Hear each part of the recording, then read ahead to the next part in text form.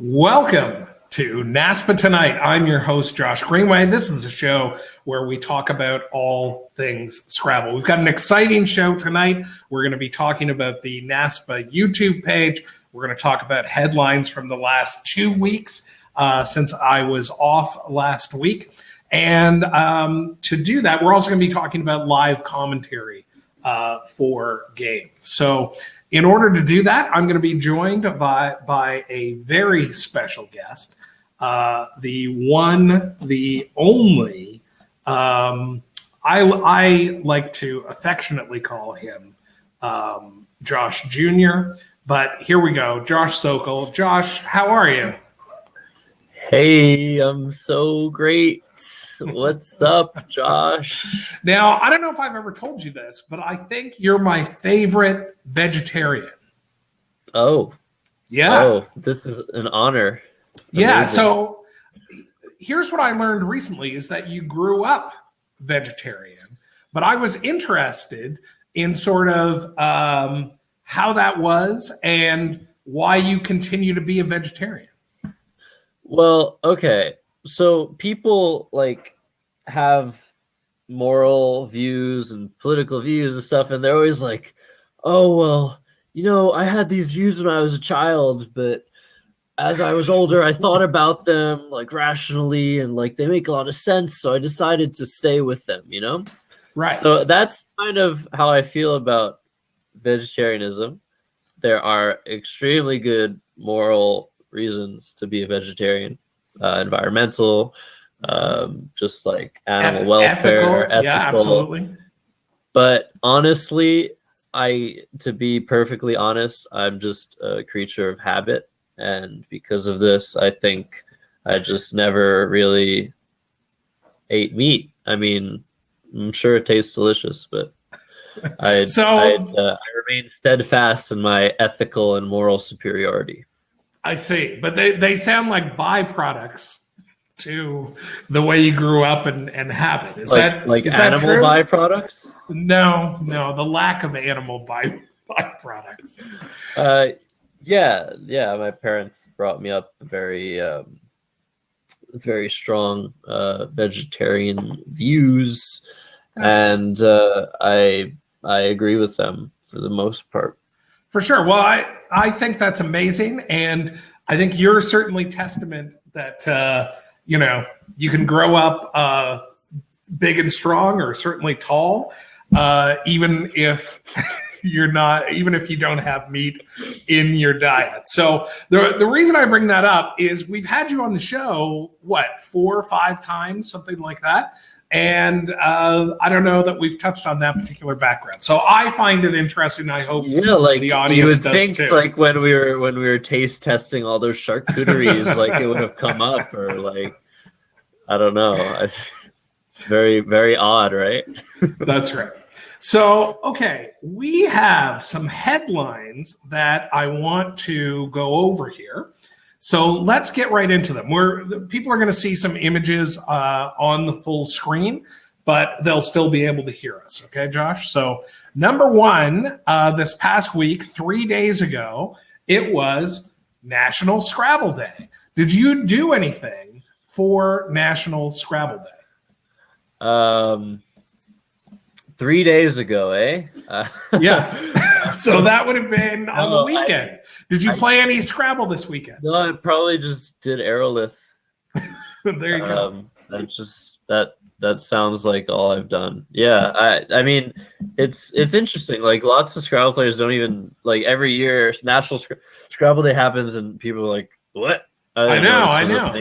I feel like we've got to make it a bigger deal. There's a real opportunity, and honestly, on Saturday, the reason we didn't have a show last Tuesday, we did a watch party, and we replayed the very first NASPA Tonight that was co-hosted by myself and Jackson. This is back when Jackson was, knee high to a grasshopper, and so we did that because I was sick. So last week, by the weekend, I was just exhausted and whatever, and I sort of let it pass uncelebrated. But definitely we should be doing something as a community to there should be some kind of tradition or something like that. Well, yeah, there should be, but also, like, I'm looking it up now. April 13th is also Unfairly Prosecuted Persons Day in Slovakia.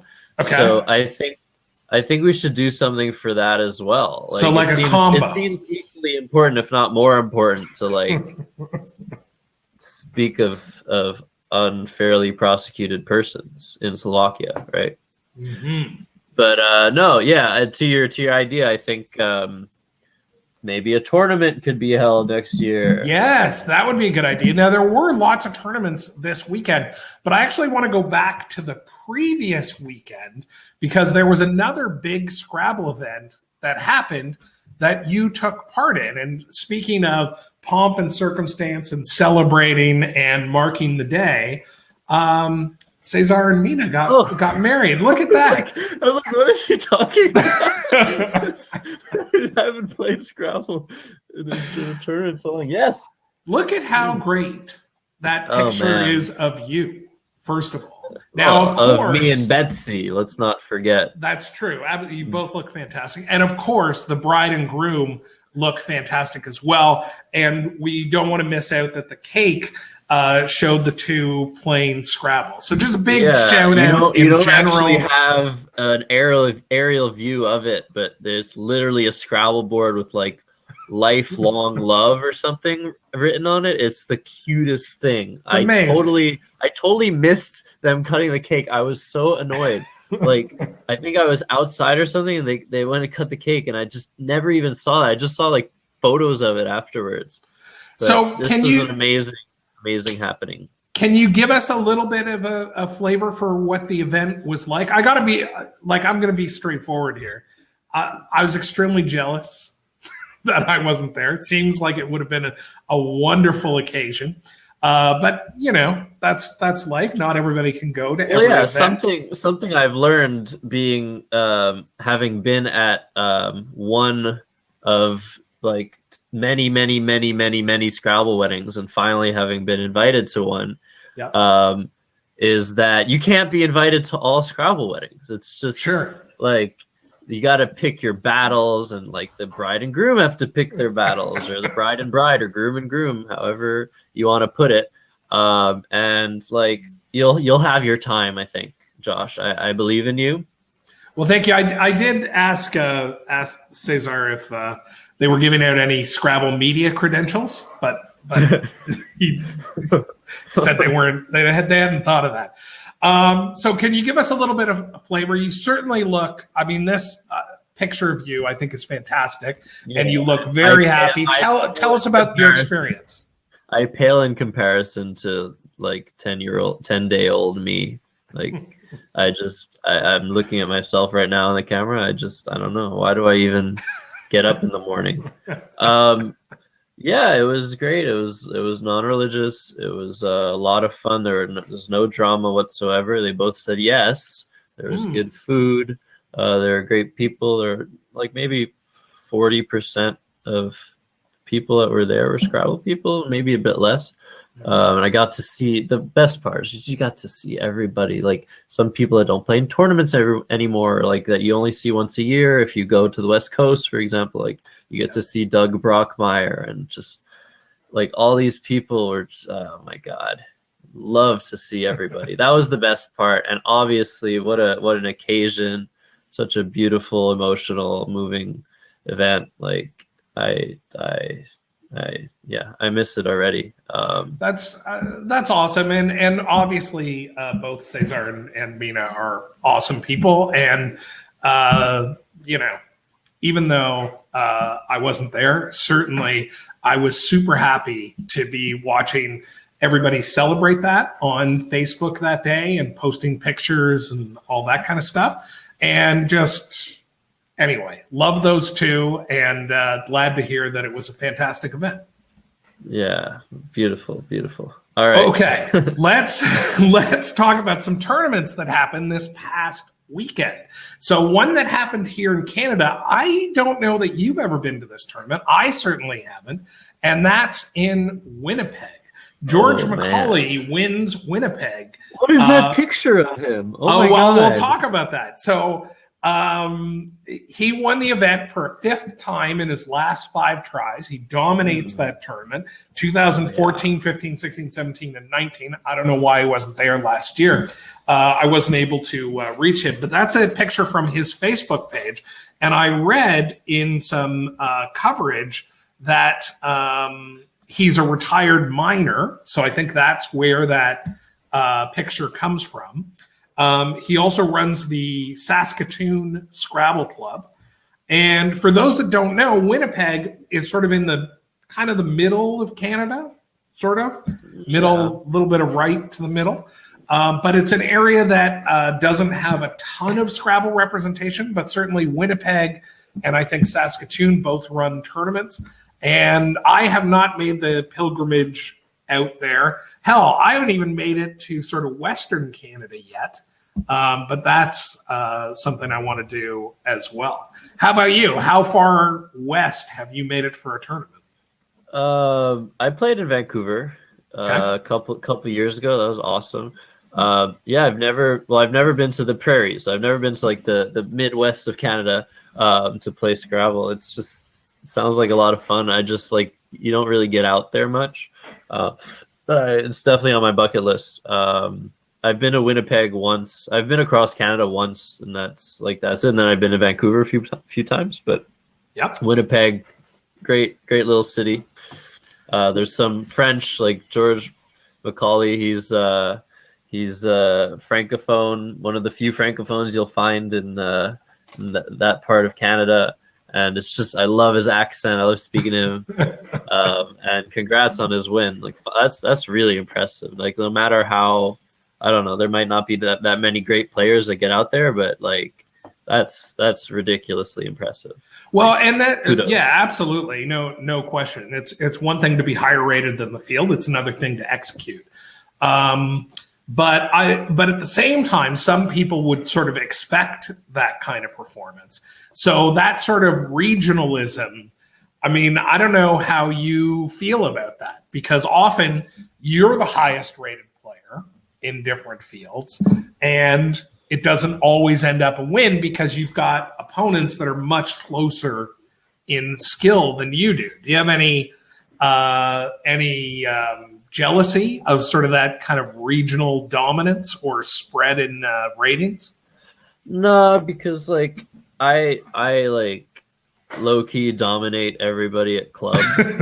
Okay, so, right. I mean, okay.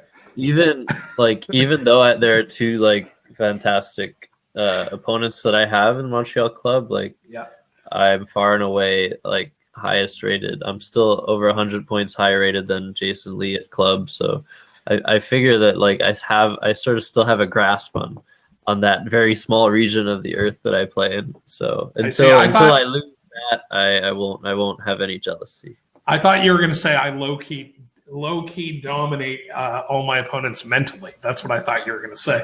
Okay, let's move on to the next tournament. We're going to talk about Manhattan. So we had wins from Matt Graham, who got past the aforementioned Cesar, and Jesse Day taking down their divisions in Manhattan. You've played a bunch in Manhattan, right? I played one Manhattan tournament, and I won just one. I thought it was multiple. I've played another one like a long time ago because I needed to. I was up and coming at that point, and I needed to gain enough rating so that I could play up in the next tournament I was playing. Because if I didn't gain enough rating, I would have to play in like a lower division, and I would just not have fun at all. So I went to New York. One of the reasons I went is to play in this one-day tournament at the club that they play in. What a prestigious club that is. Tell me about your history with New York. You used to live in New York, or correct? Yeah. What's the deal there? So I grew up in New York City. I grew up in Brooklyn. I left Brooklyn when I was 10. Gotcha. Moved to Canada. Moved to Montreal. Were you born in the States? Yeah. Okay. I'm as American as someone who left America 14 years ago gets. I see. All right, very good. Let's go to our next tournament, and that would be very different. This is, I think they made a show about this. Like, I think it was called Green Acres. But let's talk about West Memphis, Arkansas. Go from Manhattan to Arkansas. And we had lots of winners here. Some familiar names and some names that I hadn't seen before. This looked to me like a really fun event. I think I would like to visit Arkansas one day. I don't know what the occasion would be, maybe for this tournament, but director Josephine Flowers presided over a 2-day tournament, I think, maybe with an early bird or a late bird or something. And we had winners Mike Early, Andy Gardner, Ine Bloom, Robin Chua, and Chandra Hebert. That's 5 divisions, so there must have been a good amount of players in that tournament. For sure. Yeah, I don't know Chandra or Robin. I presume those are the 2 people you also don't know. Correct. Yeah. But I do know the other 3. Anyways, congrats on everyone. I really like the touch with Robin's Superman shirt. For sure. Well, here's what I noticed about the picture. Do you see who's smiling the most? It's the Division E player. And if you look at A, B, and C, and the director. Oh, well, yeah, okay. But I'm just talking about the players. But if you look at A, B, and C, maybe this, speaks to, people getting jaded over time or something. But A, B, and C, I can't even necessarily. Maybe there's a hint of a smile from Andy, but that's about it. So yeah, I enjoyed that. Make of it what you will. Okay, and there were more tournaments. Let's keep going here. This is Rochester, New York.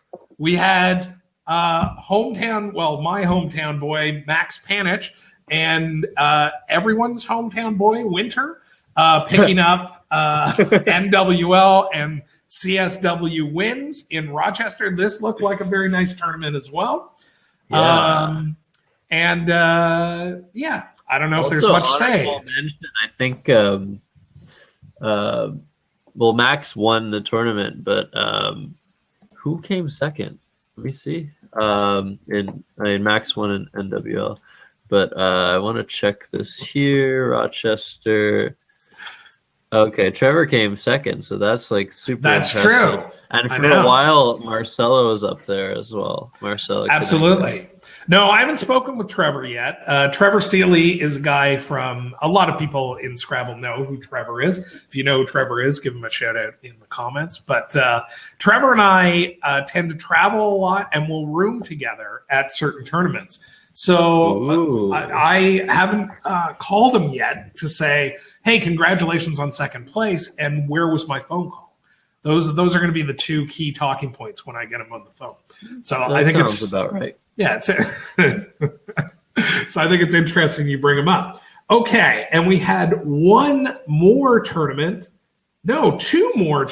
Okay, we had Philadelphia with Joe Petrie picking up the win there. I know Joe is a personal favorite of Jackson's, so Jackson was commenting earlier in the thread. Jackson, if you're there, give Joe a shout out.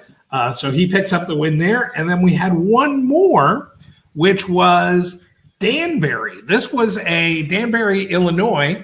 This was a tournament that was a charitable tournament that was for literacy, I think. The picture of Joe does not have Joe doesn't have a significant Facebook presence, if you can believe it. But I love that Joe here at the purple and green, obviously is right into it. The lime green what a message! pants. Oh my God! What a statement! That's I know. Damn, Joe. That's right. Joe is woke. And then we get Marty Gabriel winning in, I believe, Joe won TWL and Marty won Collins. So that's all the action from the weekend. So it was a pretty busy weekend of Scrabble, even though we've gone through a few weeks of things, looking a little bit quieter on the calendar, but we're starting to heat up. Certainly when we get into May and June, There's going to be a lot of Scrabble action. And of course, as we head towards late July and Nationals. You're in for Nationals, right, buddy? Absolutely, yeah. I want to say there's one tournament in May that you should come to. Montreal. Yeah, so I have many beds. Nice. I have many beds. Well, I appreciate the invitation. What's interesting about that weekend is it's Memorial Day weekend, and we have 4 relatively large tournaments that are all running at the same time. It is Montreal, of course, Chicago, Atlanta, and New York. So what I think is interesting, because I've been, one of the things we do on the social media committee is do some of the social coverage for different events. So I want to make sure we cover at least one of those, or maybe what would be more interesting is trying to cover all 4 from like a central location, talking with people, getting them to send pictures, things like that. So I'm still kind of playing with that idea because I think it's cool. We're going to have 4 tournaments with probably 50 plus or approximately 50 people. And I think it just says something kind of cool that all these different people in different cities are doing the same thing on the long weekend. And I want to capture that notion of all of that happening at the same time in some way. The first way I pitched covering it didn't get a lot of traction. What I pitched to some relevant NASPA people was why don't I try to visit all 4 tournaments that weekend? And do interviews and do coverage. Yeah. You're insane. Well, I think it would have been fun as hell, but no one else thought that. So I mean, I don't know. If you did that, like if you drove with Winter, maybe Right. Winter would be interested in doing social media coverage. You should ask him. That's probably the only way that'll work out. I don't know. Overnight flights, I think could be done. No, drive. Winter will drive you. I'm not joking. Let's talk about this. We've got a couple of main topics tonight. So the first one we're going to talk about is YouTube. You may have seen, Josh, that I posted some information about YouTube this week. And that was that we recently, about a week ago, something like that, passed 1,000 subscribers, which is a meaningful milestone. I don't want to repeat kind of what I said in the post, but it was pretty cool. And I was pretty excited about it because I sort of help with that project in terms of posting content there. And of course, we take all these episodes of NASPA Tonight, we post them to YouTube.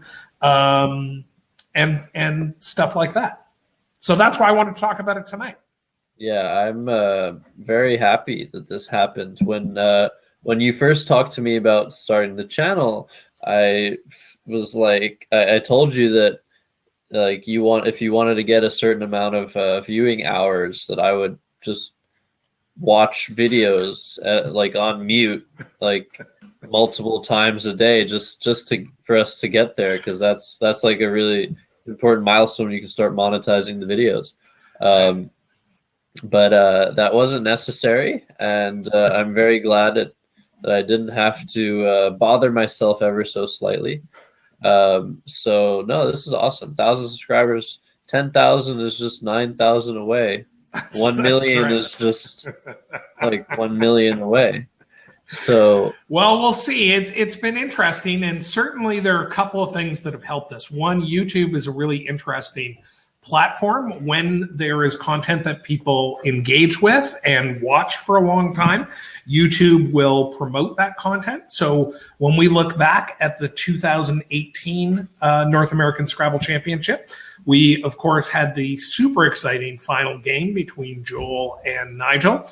And it's that particular piece of content that YouTube has promoted that's driven much of our growth and much of the engagement on the platform.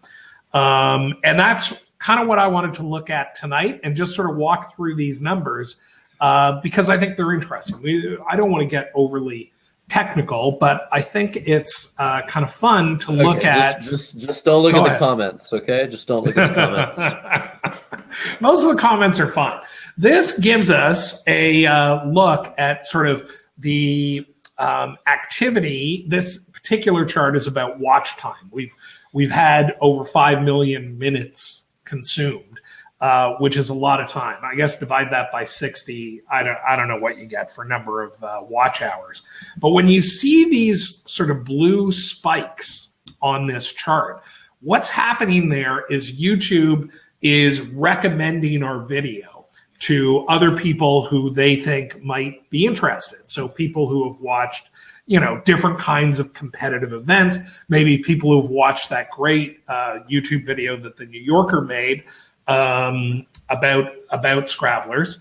Right. And so it's really cool. And what happens is these peaks and valleys develop, and sometimes it's like, oh, there's a new peak happening, and all of a sudden, like, more subscribers are coming in, more action is happening, and it's like, what are we going to do to try to capitalize on this? But the nice thing is that we've been able to maintain sort of a slow but steady increase in subscribers over that time. So that's cool.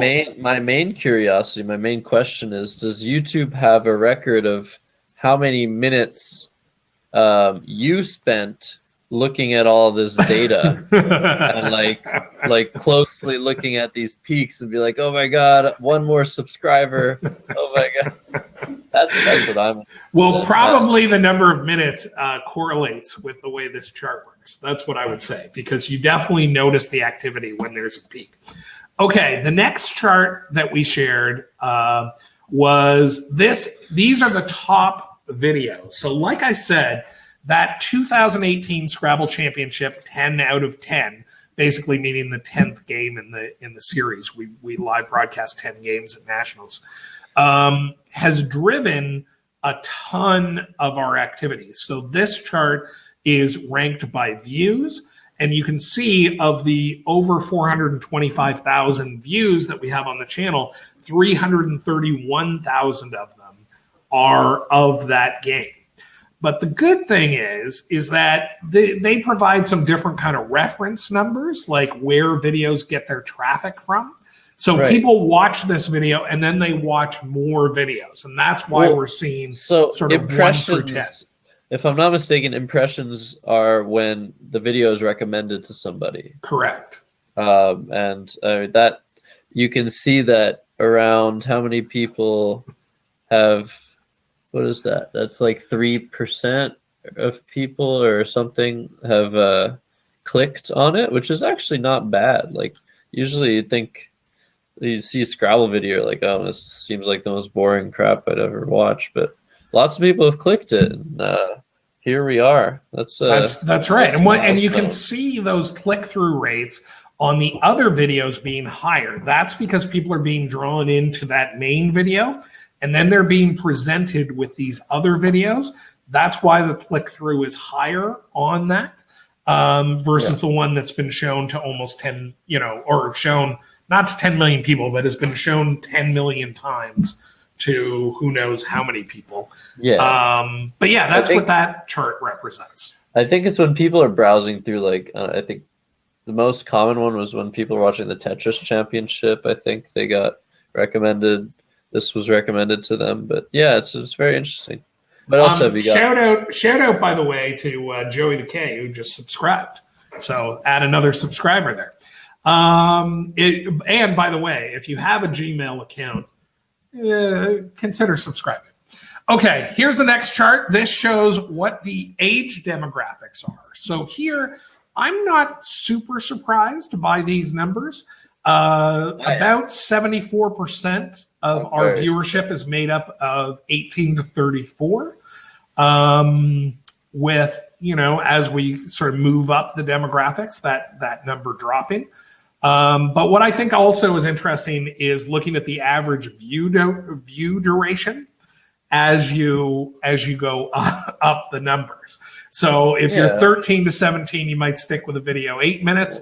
But if Well, you're 55 or older, you might stay yeah, with it older 14. people have longer attention spans. I mean, this is totally normal. I'm surprised at how high the view duration is for 18 to 24. I wish there were more 13 to 17-year-olds. How do we get those teens to watch our videos? Well, one thing that you and I have talked about is, Twitch is stronger in that demographic. So Twitch is obviously an important part of our sort of live streaming plans.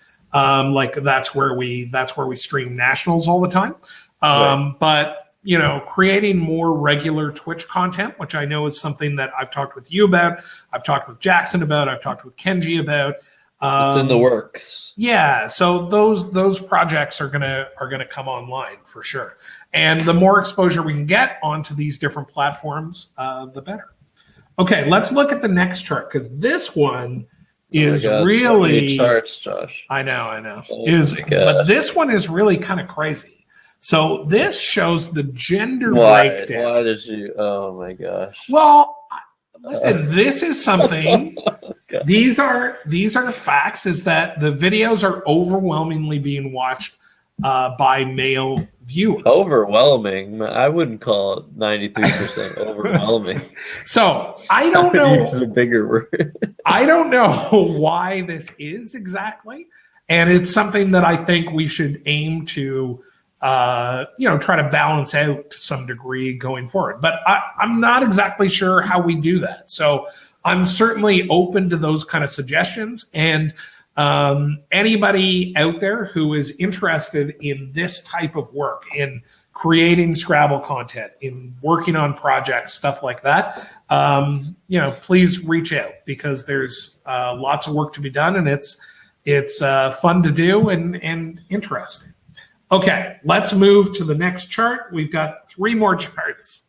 This one is where people are coming from. So about half our audience is coming from the US. And then we've got Canada and England following up pretty strong next. Australia, Germany, which I think is interesting because if you look at those first 4, I mean, those would be,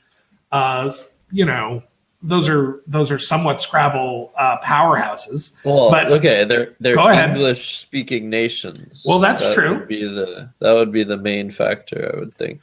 Yeah, no, but there are some ones I feel like But go like Canada, we should have man. more. We're 6,000 ahead, 6,000 minutes ahead, 400 views ahead. Let's keep it going, Canada.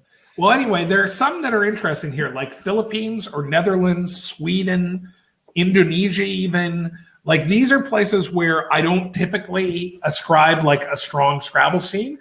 And then there are places like Nigeria, where I would expect to see them on this list. But anyway, it's interesting. And then New Zealand coming in down there with 1%. And I'm wondering how much of that is Nigel replaying his own videos. Well, none of it because he lives in Malaysia. But nice try. Here is the next chart. This one is this we'll quickly go over. This is where the information is coming from. Josh, this is overwhelming. This is too much. All right, let's skip this. I think the last one is a little more interesting. This is what people are watching on what device. Look at how high that mobile phone is. No, I'm happy the computer is higher. I'm a computer guy. And look how low tablet is. You talked about like when we started talking half an hour ago. Oh my god, you talked about how I'm vegetarian. I mean, I think a more interesting fact about me is that I don't have a mobile phone. Oh, that's true. So let's go computers. All right, and how about TV coming in 3rd place? I don't know that I've ever watched YouTube on my TV. I have. It's but fun. 7.4%. That's pretty good. Okay, that's it with the charts. Let's come back to you and I on screen. And I need a background. Okay, so let's talk a little bit about YouTube future. I already talked about And I talked about this in the post, and I mentioned it here on the show. If you're interested in what you can do, number one, watch the videos. Number two, subscribe. And number three, if you've got ideas for Scrabble content that might appeal to a wider audience, let's talk. So I'm pretty easy to get in touch with on Facebook or my email. Hashtag Josh, let's talk. So, and I've shared with you, Josh, and I think I shared in the post, we're going to continue to post more live commented games. I don't know that and we're going to get into live commentary in a minute. Actually, we should have talked about this earlier. You're going to be doing some live commentary very soon.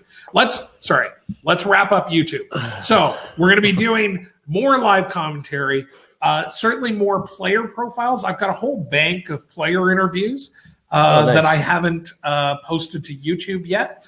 So those are things that are going to go in place, and we will use those in the North American Scrabble Championship stream as we promote the players who are coming up next or who are about to be matched up against each other.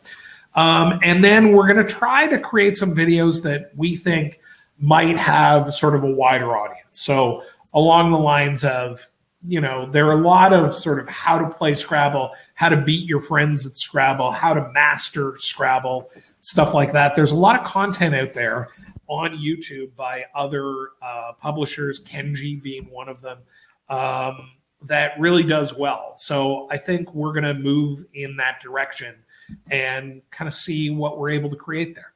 Now, so those are future plans for YouTube. Let's talk about you, and let's talk about live commentary and that tile on your forehead. What do you have to say? Well, I have the best tile on my forehead. But the best. Yeah, next week, if anybody is still watching the show, There are people watching. Next week? Oh my God. Yes, like 10 days from now, Jackson and I are flying down to Philadelphia for the North American School Scrabble Championships. It's exciting. You guys are playing very in it? big event. You guys are playing in it? What's going on? Yes, exactly. It's a very, very big event. The best kids that play Scrabble in their schools are going to be there. There's going to be the championship division, which I believe is the middle school division. There's going to be a elementary school division and a high school division. So normally there is live commentary for the championship division, and the winner they play in pairs. It's 2 versus 2 usually, or all the time, I guess. I think it's always 2 versus 2. And those people, they get $10,000. And previously, they were sent to Jimmy Kimmel to participate in one of his live shows, which is really cool. But I don't think they do that anymore. But anyways, Jackson and I are especially been invited to participate and commentate on the high school division. Fantastic. So the older kids, or I guess. And this would be the one-on-one division, right? I believe so.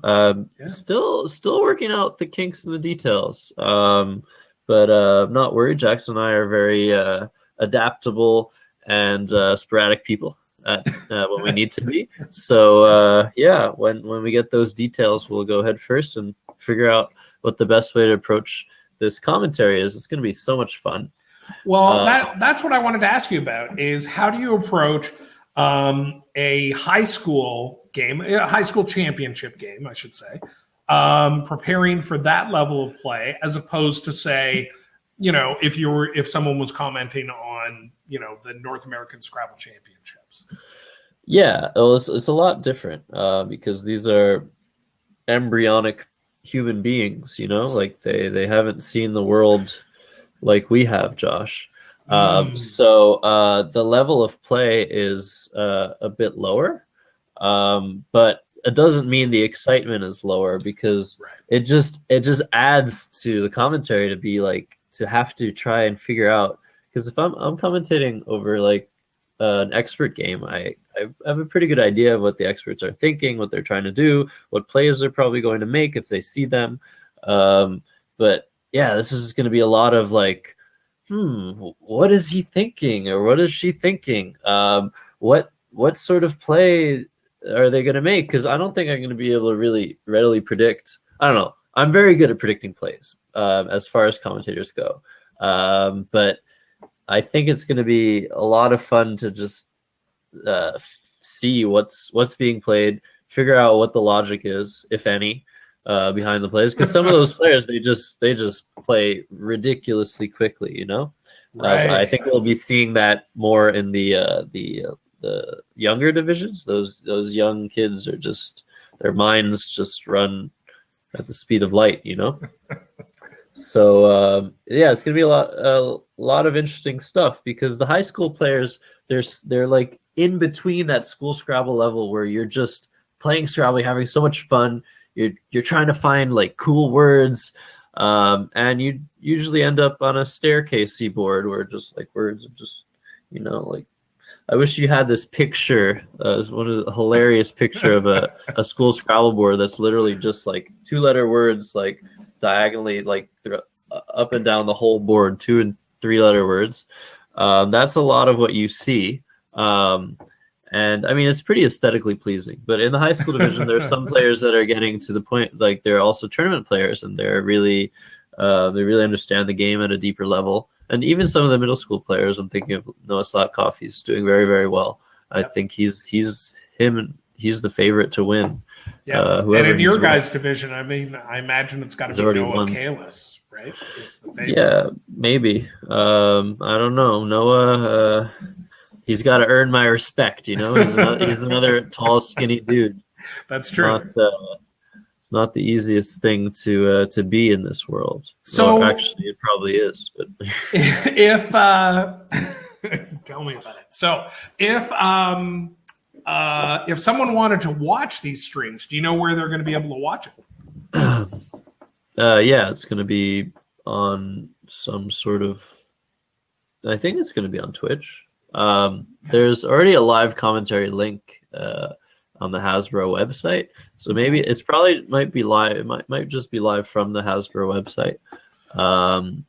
But yeah, next week I'm sure you'll have like the link. I'll give it to you, and you can, if you're doing an NASPA Tonight episode, you can pass it on, because it's going to be a bit closer to the event.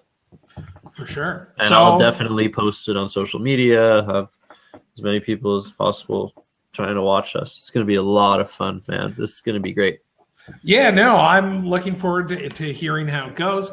And by the way, if there's any talk there about sort of the, you know, you're going to be involved in the broadcast conversation and stuff like that, if these guys are interested in doing any social broadcasting, I work at a social broadcasting company and have a keen interest in Scrabble. So, you know, well, I just would keep ask that you in to, mind. I would ask you to tell me more, but we can do that off the air. But anyway, I think it's really cool that you and Jackson are going to be doing this. You guys are BFFs. I'm sure it's going to be a hella good time, you know? Yeah, check us out, and mostly check the games out. I mean, we're just the sideliners. There's going to be some fireworks, I'm sure. And who's commenting in the middle school division? In the championship division. Okay, championship division. It is just like the previous at least 2 years. It'll be Will Anderson and that other dude that I can't remember his name. Oh my god, I should have prepared for Isn't this. Is it Kevin? Yes. Yeah, Belenkoff. Yes. Kellen yes. Belenkoff. Kevin Belenkoff. See, we helped each other. For some reason, like common names, I just forget them. Like, what's your name? Josh? Yeah. I can't remember that. Yeah. So yeah, no, well, and I'll look forward to that. And that's the main attraction, really. Like, you should be watching them. If you're watching Jackson and I, it's just because you have some sort of like affection for us or something. Yeah, no, I want to watch you and Jackson. Having said that, I really like when Will commentates as well. There are a lot of great Scrabble commentators as well. Conrad is certainly another favorite of mine. The way he sort of works that Twitch action when he's broadcasting there. The idea of broadcasting to who your audience is, I think, is really cool. So yeah, anyway, I'm just really looking forward to seeing how you guys do. And I know commentary, I've seen you commentate before. I know recently I watched you in a really hilarious, great performance. Game 45 of the Alchemist Cup, which is up on the YouTube channel this past, I guess it was December.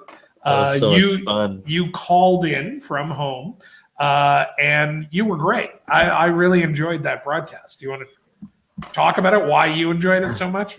Oh, that was so much fun. Well, first of all, it was the first time I was interacting with Jason Katz Brown, who's just a legend in the Scrabble world.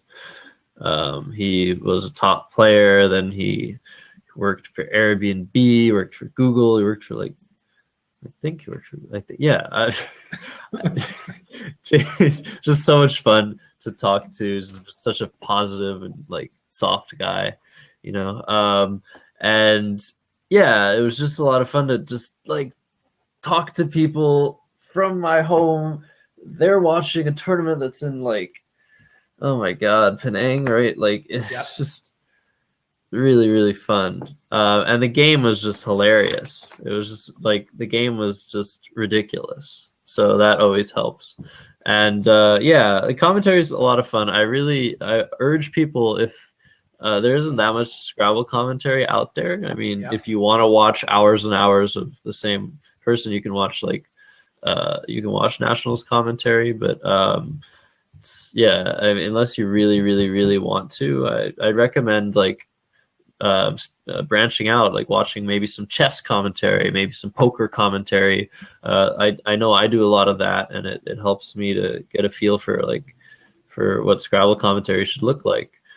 And here's the thing. Like, I've also seen you commentate at the Canadian National Scrabble Championships, and I would really like it. I think we're getting to that point where there are going to be more opportunities to do live coverage. Like I said before, I work at a social broadcasting company. That's the platform that we use for this show. We've done, I guess it was when we had Jackson and Joey play a series or whatever. We did some live broadcasting from here in the office. Yeah, that was great too. That was awesome. So I just think we should be creating more opportunities for that, especially tying it back to YouTube when we've seen what the response for watching that. Yeah. So a lot of what goes on is like live coverage or live commentary, live broadcasting. It's all done on Twitch for this sort of thing, and then the highlights, for example, will be posted to YouTube, or even the full commentaries. But I mean, I think to see highlights, that'd be really great. Like, that's in the chess universe, those are the videos that get the most clicks, the most views, the most attention. And that's another project that I'm interested in on the content side, is taking our longer form content and creating sort of easier to digest, whether it's 4 minutes or 6 minutes or 2 minutes, I don't know.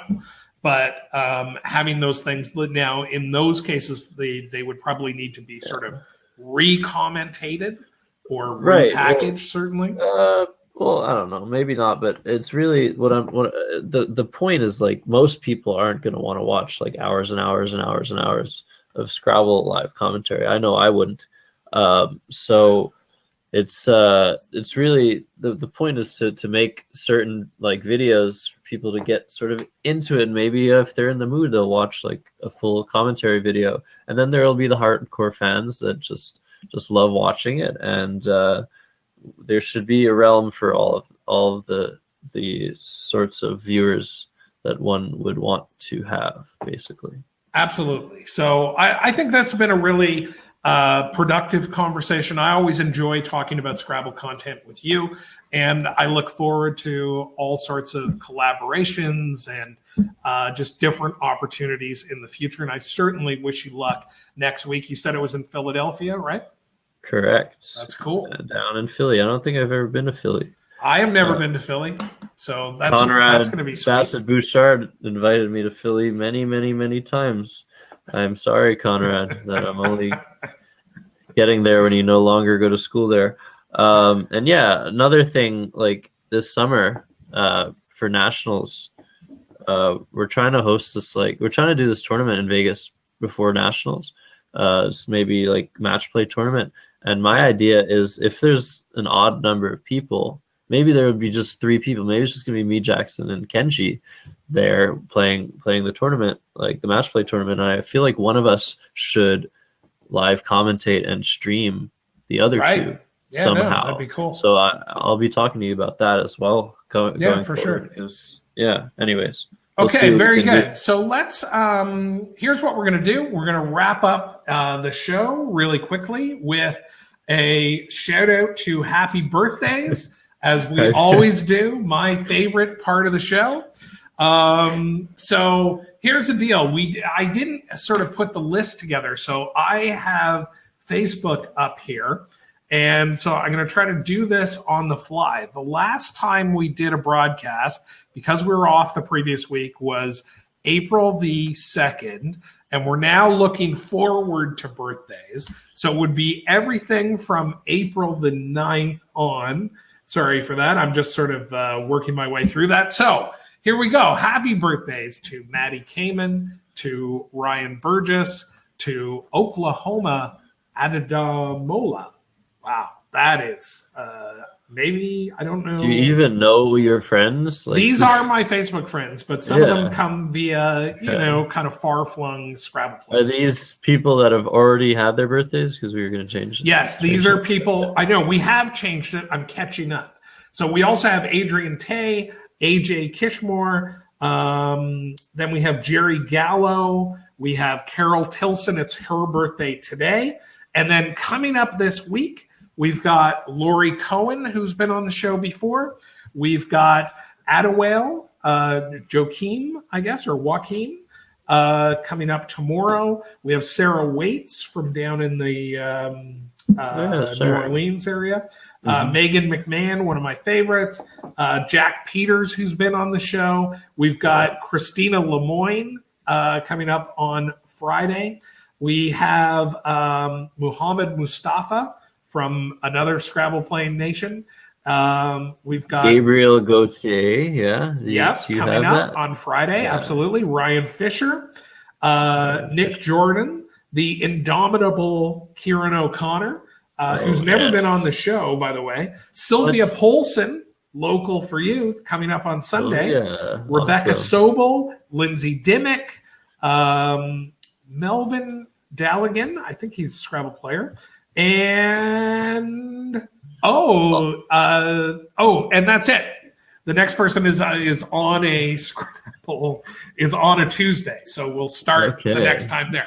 Woo! One more. It's always tough. It's always Anya tough. Genevieve, Troy Frost's. Oh, you're absolutely lady. Right. Happy birthday. You know what? Happy I saw her name. To Anya. I saw her name, and I got it mixed up with this friend of mine who's also another AG, Anna Greenberg, and I thought it was someone else's profile, but you're absolutely right. I'm not even looking at it, and I realized I made that mistake. So anyway, I'm going to throw those comments in there.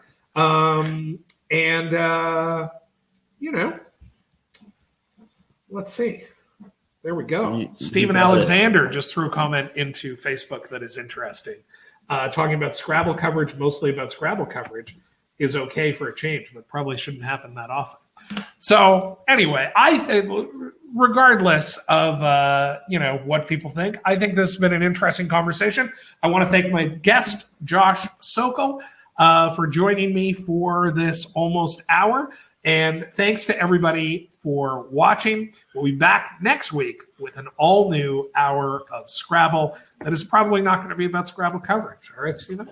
Josh, thanks very much. I agree. Thank you for having me. Have a great night, everybody. I'm falling asleep. I'm sure everyone else is. Thanks for watching. We'll see you next week. Bye-bye.